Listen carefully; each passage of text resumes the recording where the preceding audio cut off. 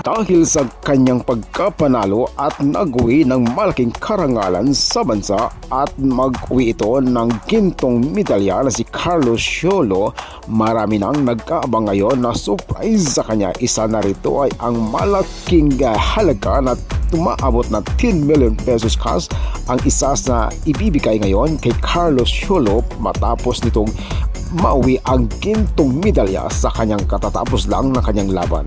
Nahangaan sa ngayon ang pambato ng Philippines na si Carlos Yolo matapos ito nasungkit ang gintong medalya at mag-uwi ng malaking karangalan sa bansa. Inaabangan na sa ngayon ang kanyang pag-uwi sa Pilipinas at isa na rito ay ang isa sa malaking halaga na ibibigay ngayon kay Carlos Yolo matapos nasungkit ito ang gintong medalya para sa bansa.